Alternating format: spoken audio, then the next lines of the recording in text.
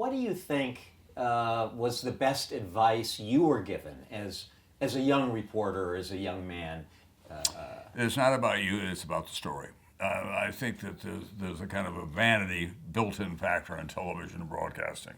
People recognize you on the streets. You know, you pay more attention to your wardrobe. I used to say to my newspaper friends, don't make fun of my wardrobe.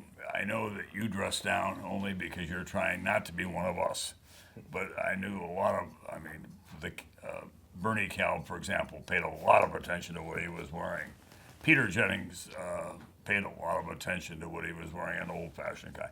Johnny Apple of the New York Times would always say to me, Brokaw, have you been to this store in London, for example? I mean, you know, there was that. So I've never paid that much attention to the wardrobe. Every time a newspaper guy does a story about somebody in the field, they'll talk about the safari jackets that we take with us.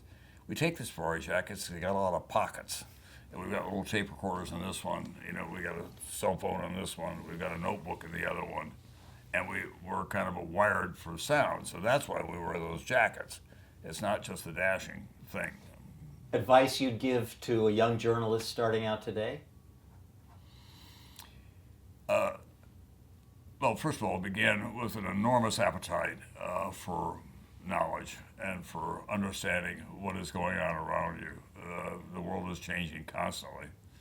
For example, if I were starting over, I may want to go to work for Bloomberg because of the range of outlets that they have and the things that they do.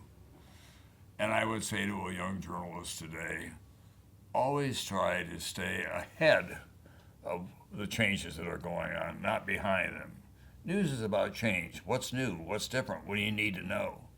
So what you want to do is stay on the cusp of that change so that your audience, whether it's print or electronic, is well served by what you have to do.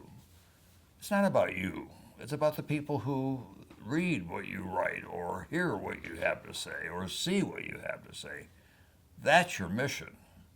And if you are faithful to that, you'll have a very rewarding career.